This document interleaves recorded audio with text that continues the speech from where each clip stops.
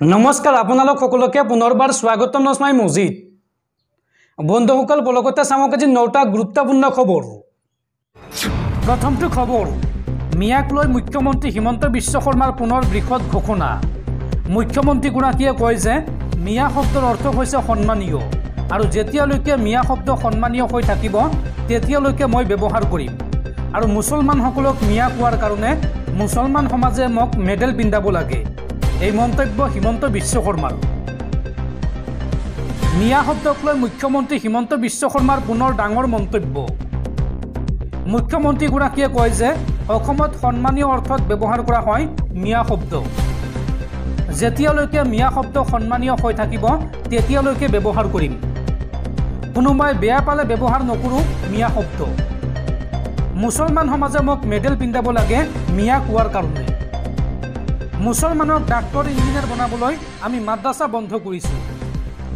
অসমৰ মুছলমানে ভাল পায় বাবেহে আমি মিয়া বুলি কওঁ আৰু মুছলমান বিধায়কৰ সন্মতি সাপেক্ষেহে লোৱা হৈছে অসম বিধানসভাত জুমা নামাজ বিৰতি বিলুপ্তিৰ সিদ্ধান্ত। ৰাষ্ট্ৰীয় সংবাদ মাধ্যমত এই মন্তব্য অসমৰ মুখ্যমন্ত্ৰী হিমন্ত বিশ্ব শৰ্মাৰ।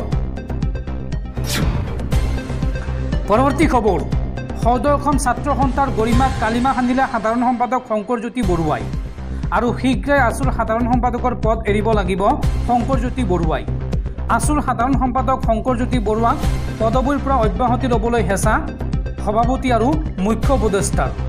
শংকৰজ্যোতি বৰুৱাক আছুৰ সাধাৰণ সম্পাদক পদ এৰাৰ পৰামৰ্শ সদৌ ছাত্ৰ সন্থাৰ মুখ্য উপদেষ্টা ডক্টৰ সমজ্জল কুমাৰ ভট্টাচাৰ্য আৰু সভাপতি উৎপল শৰ্মাৰ। আছুৰ সাধাৰণ সম্পাদক শংকৰজ্যোতি বৰুৱাক পদবীৰ পৰা অব্যাহতি ল'বলৈ হেঁচা প্ৰয়োগ কৰা হৈছে।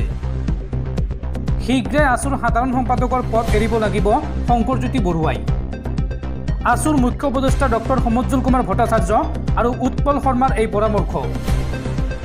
শংকৰজ্যোতি বৰুৱাক আছু এৰাৰ পৰামৰ্শ সমজ্জল কুমাৰ ভট্টাচাৰ্য আৰু উৎপল শৰ্মাৰ। আছুৰ সাধাৰণ সম্পাদকৰ পদৰ পৰা অব্যাহতি ল'ব লাগে শংকৰজ্যোতি বৰুৱাই। শংকৰজ্যোতি বৰুৱাক আঁতৰাই ভাৰপ্ৰাপ্ত সাধাৰণ সম্পাদক নিযুক্তি দিয়াৰ কুচকাৱাজ আছুৰ মজিয়াত। আছুৰ সভাপতি উৎপল শৰ্মাৰ মন্তব্য, এই সন্দৰ্ভত সমগ্ৰ অসমত ৰাজহুৱা প্ৰতিক্ৰিয়াৰ সৃষ্টি হৈছে আৰু এই সন্দৰ্ভত সমজ্জল দা আৰু মই শংকৰক পৰামৰ্শ আগবঢ়াইছোঁ। সংবাদ মাধ্যমত কোৱা কথাখিনিয়েই আমাৰ আগত গৈছে। আমি এই কথাটো বা এই বিষয়টো গুৰুত্ব সহকাৰে গ্ৰহণ কৰিছোঁ আৰু আশা ৰাখিছোঁ শংকৰজ্যোতি বৰুৱাই ইতিবাচক সঁহাৰি জনাব। উল্লেখযোগ্য যে সদৌ ছাত্ৰ সন্থাৰ সাধাৰণ সম্পাদক শংকৰজ্যোতি বৰুৱাৰ বিৰুদ্ধে এগৰাকী যুৱতীয়ে উত্থাপন কৰিছিল প্ৰেম প্ৰতাৰণা আৰু মানসিক অত্যাচাৰ চলোৱাৰ অভিযোগ আৰু তাৰ পিছতে ৰাজ্যজুৰি প্ৰতিক্ৰিয়াৰ সৃষ্টি হৈছিল আৰু শেহতীয়াকৈ আছুৰ শীৰ্ষ নেতৃত্বই ইতিমধ্যে আছু এৰিবলৈ নিৰ্দেশ দিছে শংকৰজ্যোতি বৰুৱাক। পৰৱৰ্তী খবৰ, পুনৰ অশান্ত হৈ পৰিছে চুবুৰীয়া ৰাজ্য মণিপুৰ। আগন্তুক 5 দিনলৈ কৰ্তন কৰা হৈছে ইণ্টাৰনেট সেৱা। প্ৰশাসনে জাৰি কৰিছে কঠোৰ নিৰ্দেশনা। হাহাকাৰ অৱস্থা জনতাৰ। পুনৰ অশান্ত হৈ পৰিছে চুবুৰীয়া ৰাজ্য মণিপুৰ। কৰ্তন কৰা হৈছে ইণ্টাৰনেট সেৱা। 10 ছেপ্টেম্বৰৰ পৰা 15 ছেপ্টেম্বৰলৈ কৰ্তন কৰা হৈছে ইণ্টাৰনেট সেৱা আৰু সময়সীমা উকলি যোৱাৰ পিছতে প্ৰতিবাদী ছাত্ৰ সমদল আগবাঢ়িছে ৰাজভৱনৰ দিশে। প্ৰতিবাদী ছাত্ৰক বাধা দিয়াৰ চেষ্টা প্ৰশাসনৰ পৰা দিয়া হৈছে কঠোৰ নিৰ্দেশনা। সামাজিক মাধ্যমত কোনো ধৰণৰ উৰা বাতৰি বিয়পাব নোৱাৰিব। হোৱাটছআপ, ফেচবুক, ইনষ্টাগ্ৰাম, টুইটাৰৰ ওপৰত নজৰ ৰাখিব প্ৰশাসনে। কোনো ধৰণৰ ৰাজহুৱা সম্পত্তি ধ্বংস কৰিব নোৱাৰিব প্ৰতিবাদকাৰীয়ে। জনসমাগম প্ৰতিবাদী সমদল উলিয়াব নোৱাৰিব।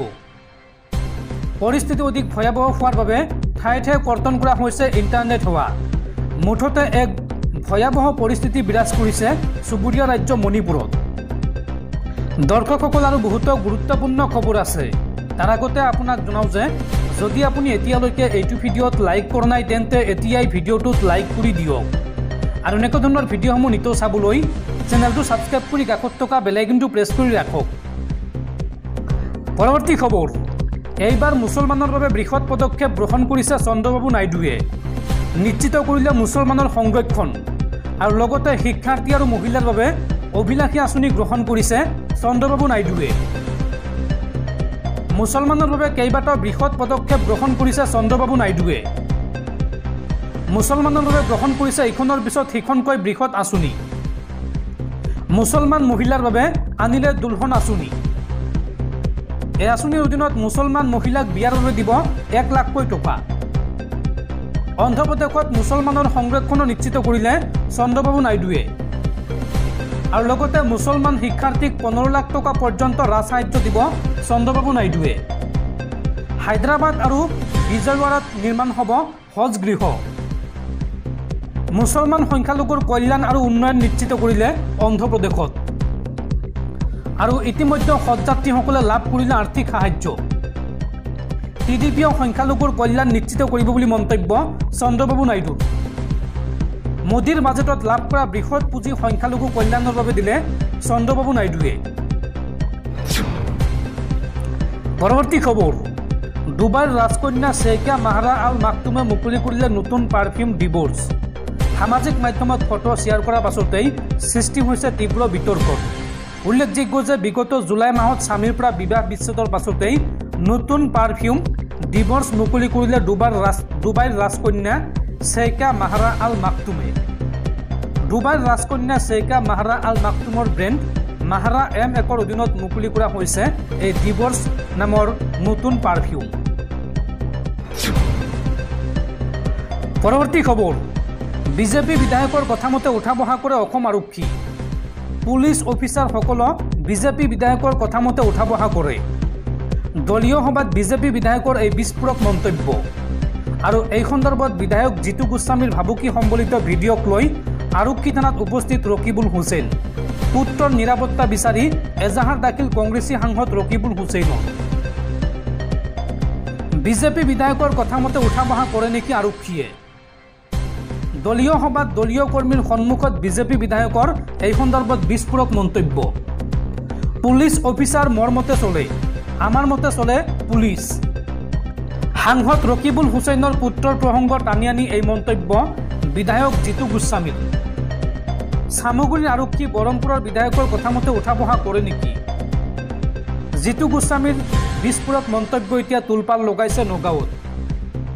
চামগুৰিত ৰকিবুলৰ পুত্ৰক সোমাব নিদিয়াৰ হুংকাৰ জিতু গোস্বামীৰ। আৰু এই সন্দৰ্ভত বিস্ফোৰক ভিডিঅ' পোহৰলৈ অহাৰ পিছতে ৰকিবুল হুছেইনৰ গোচৰ। পুত্ৰৰ নিৰাপত্তা বিচাৰি আৰক্ষীৰ কাষত কংগ্ৰেছী সাংসদজন। বিজেপিৰ বিধায়ক জিতু গোস্বামীৰ বিৰুদ্ধে তৰিলে গোচৰ। নগাঁও সদৰ আৰক্ষী থানাত এজাহাৰ দাখিল কৰিলে সাংসদগৰাকীয়ে। আৰু তদন্তৰ দ্বাৰা বিধায়কগৰাকীৰ বিৰুদ্ধে ব্যৱস্থা গ্ৰহণৰ দাবী কংগ্ৰেছী সাংসদ ৰকিবুল হুছেইনৰ। পৰৱৰ্তী খবৰ, ৰাজ্যত পুনৰ ধৰ্ষণ কাণ্ড। এইবাৰ নাবালিকাৰ সৈতে ভয়ংকৰ কাণ্ড এইগৰাকী বৃদ্ধ জয়সিং ৰংহাঙৰ। জয়সিং ৰংহাঙৰ কামনাৰ বলি হ'ল এগৰাকী নাবালিকা। নাবালিকাৰ সৈতে পুনৰ ভয়ংকৰ কাণ্ড বৃদ্ধ জয়সিং ৰংহাঙৰ। 73 বছৰীয়া জয়সিঙে কৰিলে কুকাণ্ড। জয়সিং ৰংহাঙৰ কামনাৰ বলি হ'ল এগৰাকী নাবালিকা। অভিযুক্ত জয়সিঙৰ বিৰুদ্ধে পক্সো আইনৰ অধীনত ৰুজু কৰা হৈছে গোচৰ।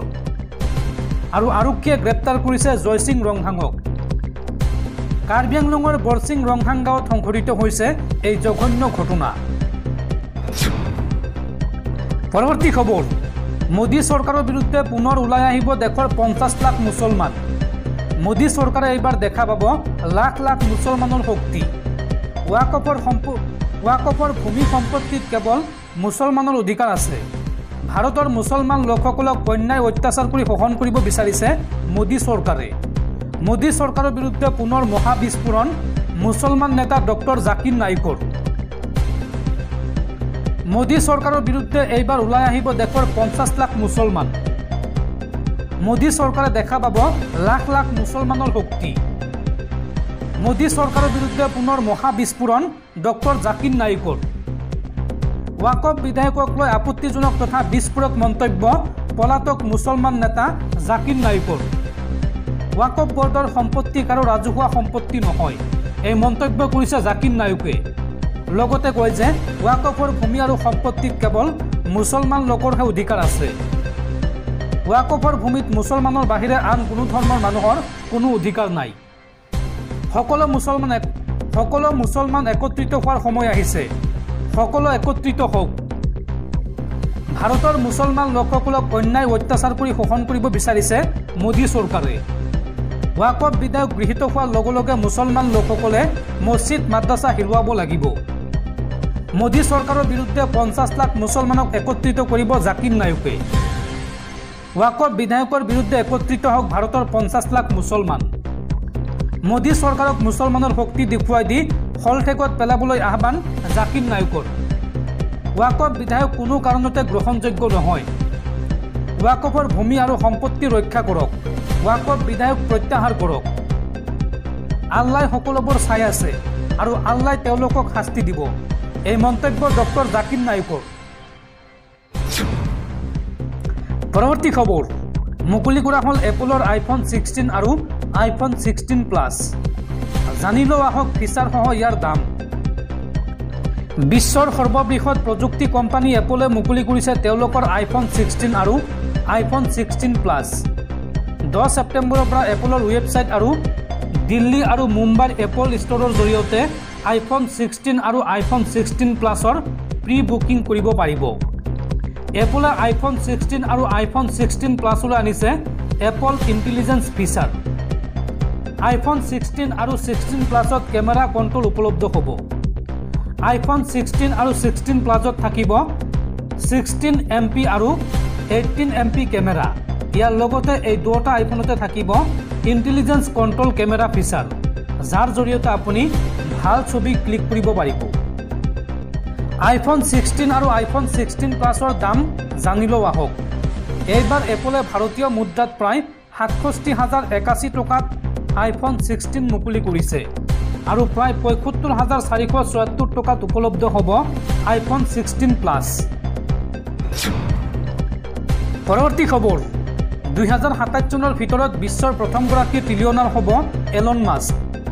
বছৰি 110%তকৈ অধিক বৃদ্ধি পাইছে এলন মাস্কৰ উপাৰ্জন আৰু 2028 চনৰ ভিতৰত ভাৰতীয় উদ্যোগপতি গৌতম আদানী ট্ৰিলিয়নাৰৰ সীমা অতিক্ৰম কৰা দ্বিতীয়জন ব্যক্তি হোৱাৰ সম্ভাৱনা আছে।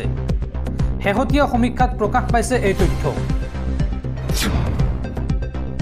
পৰৱৰ্তী খবৰ বিপদ ঘণ্টা বাজিছে বাগবৰ সমষ্টিৰ কংগ্ৰেছী বিধায়ক শ্বেৰমান আলী আহমেদৰ। যিকোনো মুহূৰ্ততে খাৰিজ হ'ব পাৰে শ্বেৰমান আলীৰ বিধায়ক পদ। আৰু বিধায়ক পদ খাৰিজৰ বাবে ন্যায়ালয়ৰ কাষ চাপিছিল কংগ্ৰেছী সাংসদ ৰকিবুল হুছেইন।